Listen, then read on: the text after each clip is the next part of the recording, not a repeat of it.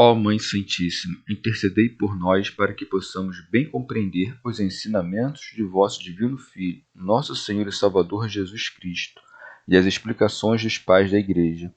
Ó Virgem Imaculada, ofereço-vos este trabalho e peço que abençoais aqueles que o ouvirem, e que seja para a maior honra e glória de Deus. Amém. Senhor onipotente, purificai o meu coração e os meus lábios. Vós, que purificastes os lábios do profeta Isaías com carvão em brasa, e dignai-vos, por tal modo, purificar-me com a vossa misericórdia, para que possa dignamente anunciar o vosso santo Evangelho. Por Jesus Cristo nosso Senhor. Amém. Senhor, abençoai-me. Que o Senhor resida no meu coração e nos meus lábios, para que anuncie digna e convenientemente o seu Evangelho.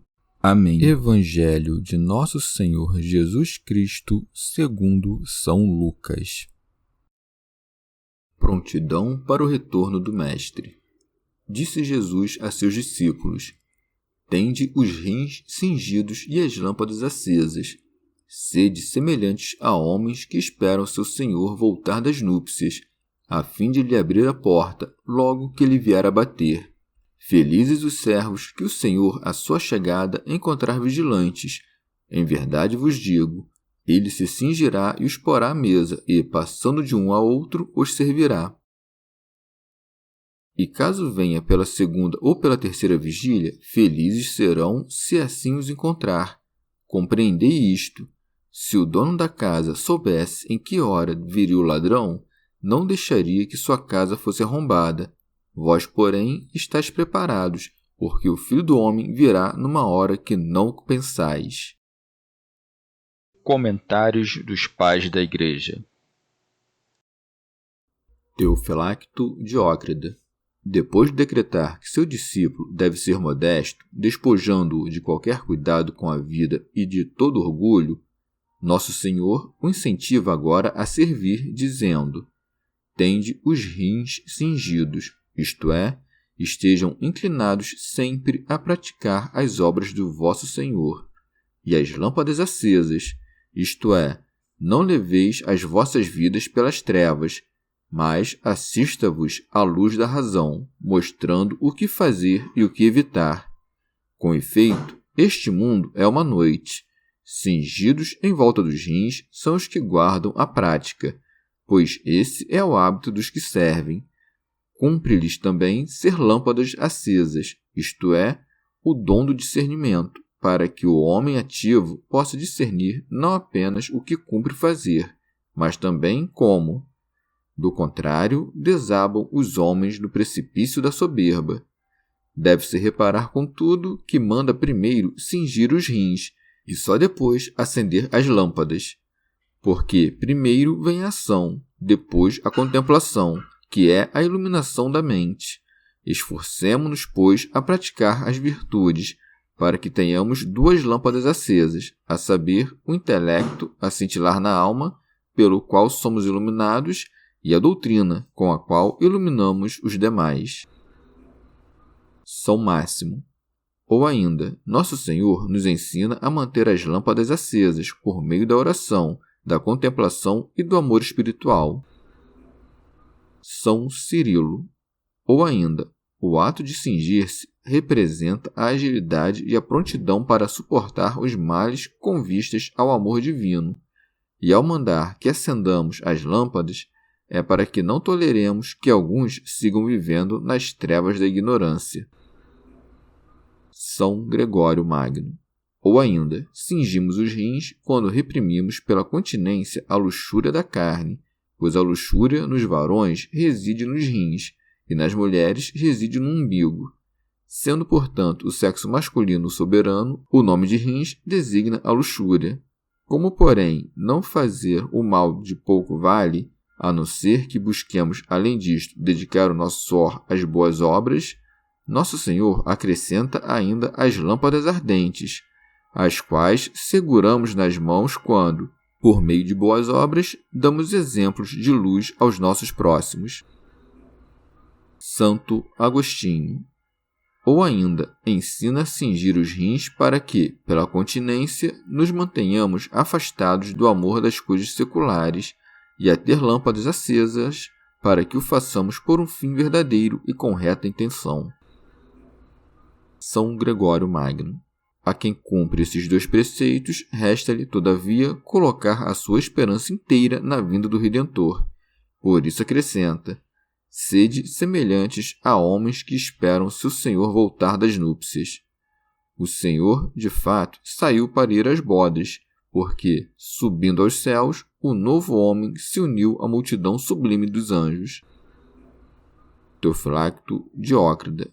Pois nosso Senhor todo dia nos céus desposa as almas dos santos, as quais Paulo ou outro semelhante lhe apresenta como virgens castas.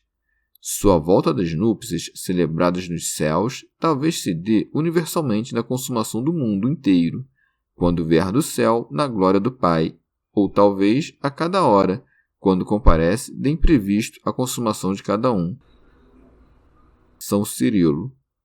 Tenha em mente, ademais, que o Nosso Senhor, ao vir das núpcias, vem como que de uma festa solene em que sempre está a divindade, pois nada pode levar tristeza à natureza incorruptível. São Gregório de Nissa. Ou ainda, depois de terminar suas bodas, de redesposar a igreja e admiti-la no quarto dos segredos, os anjos esperavam o rei voltar à sua natural bem-aventurança. Ora, cumpre façamos semelhante a eles a nossa vida. Do mesmo modo que eles, convivendo sem malícia, estiveram prontos para receber o regresso do Senhor, também nós nos mantenhamos despertos e nos façamos prontos à obediência quando ele vier batendo à porta, pois segue, a fim de lhe abrir a porta logo que ele vier e bater.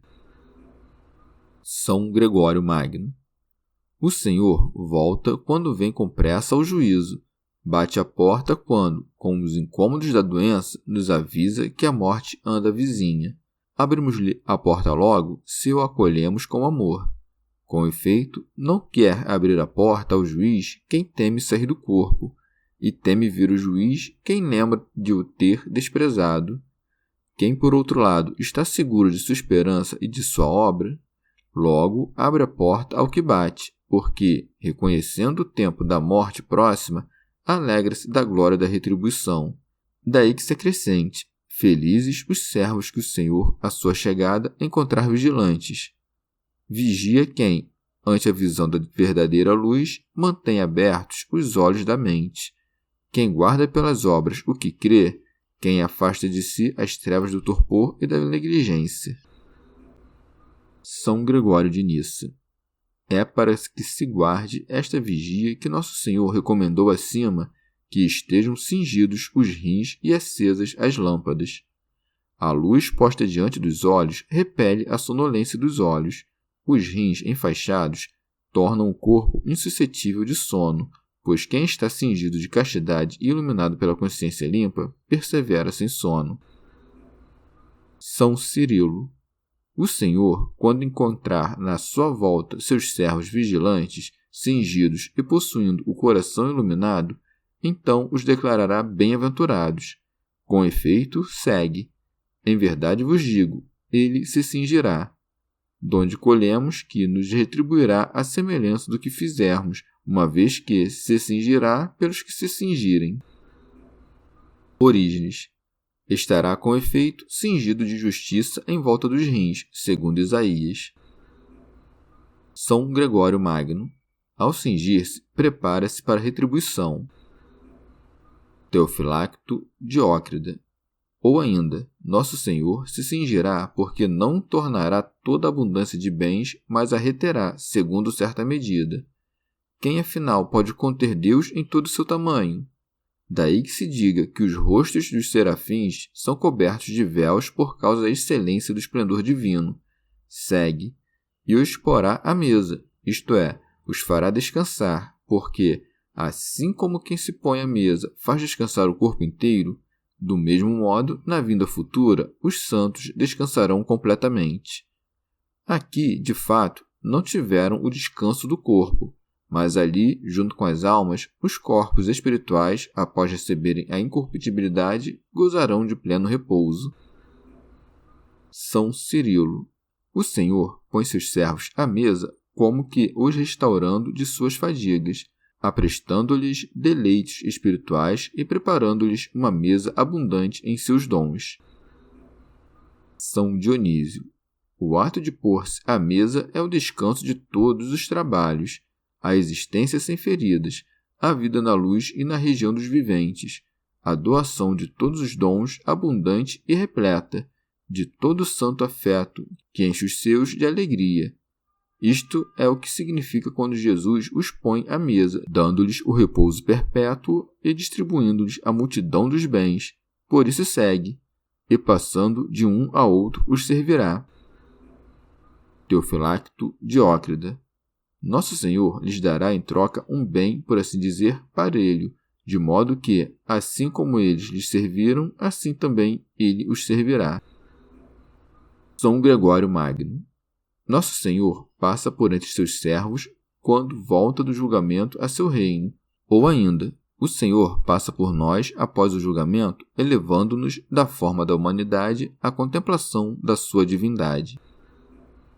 São Cirilo. O Senhor sabe como a fragilidade humana é propensa a escorregar para o pecado, mas, porque é bom, não deixe que nos desesperemos, mas antes se compadece e nos dá a penitência como remédio da salvação, e por isso acrescenta: e caso venha pela segunda ou pela terceira vigília, felizes serão se assim os encontrar. É porque os que montam guarda nas muralhas das cidades e cuidam das aproximações dos inimigos dividem a noite em 3 ou 4 vigílias. São Gregório Magno. A primeira vigília é a primeira idade da nossa vida, isto é, a infância. A segunda é a adolescência ou juventude, e por terceira entende-se a velhice. Quem não quis vigiar na primeira vigília, portanto, patrulhe na segunda. Quem não quis na segunda, não deixe escapar os remédios da terceira. Assim, quem não fez caso de se converter na infância, volte a boa mente ao menos na juventude ou na velhice. São Cirilo. Não menciona, porém, a primeira vigília, porque a infância não é punida por Deus, mas recebe perdão. A segunda e a terceira idade, contudo, deve obediência a Deus e precisa conformar sua vida à vontade dele. Expositor grego. Ou ainda, a primeira vigília é dos que vivem com maior diligência, que ocupam, por assim dizer, o primeiro posto. A segunda é a dos que conservam uma conduta mediana. A terceira está abaixo desses, e o mesmo se deve dizer da quarta e, se existir, da quinta. Vários, afinal, são os graus de conduta, e o bom remunerador mede cada um segundo o que merece. Teofilacto Diócrida. Ou ainda, uma vez que as vigílias são as horas da noite que provocam sono nos homens, deves entender que também na nossa vida há horas que nos fazem bem-aventurados, caso nos encontremos despertos. Alguém te roubou teus bens, morreram teus filhos, foste acusado. Se nestes momentos não transgredires nenhum mandamento de Deus, Deus te encontrará desperto na segunda e na terceira vigília, isto é, no tempo mau que induz as almas moles a um sono pernicioso. São Gregório Magno. Para sacudir a preguiça da nossa mente, o Senhor nos mostra, por parábola, também os prejuízos exteriores, pois acrescenta: compreendei isto, se o dono da casa soubesse em que hora viria o ladrão, não deixaria que sua casa fosse arrombada. Teofilacto Diócrida. Alguns querem ver neste ladrão o diabo, na casa a alma, no pai de família o homem. Mas esta explicação não parece estar em harmonia com o que segue, pois a vinda do Senhor é comparada a este ladrão, já que chega de imprevisto. Isso está em conformidade com o dito do apóstolo: o dia do Senhor virá como um ladrão durante a noite. Daí que a esta parte se acrescente: vós também estáis preparados, porque o Filho do Homem virá numa hora que não pensais. São Gregório Magno. Ou ainda, o ladrão arromba a casa sem que o pai de família o perceba, porque, Enquanto o espírito dorme esquecido da sua sentinela, a morte, vindo de improviso, arromba a morada da nossa carne. Ora, ele teria resistido ao ladrão se estivesse desperto, porque, se tivesse se precavido da vinda do juiz, a teria prevenido pela penitência e não morreria impenitente. Quanto à hora derradeira, o Senhor quis mantê-la desconhecida a nós, para que, não a podendo prever, nos preparássemos continuamente para a sua vinda. Chegamos ao fim de mais um dia de comentários da Catena Áurea. Muito obrigado por ficarem até aqui, que Nossa Senhora derrame suas graças sobre nós e até amanhã.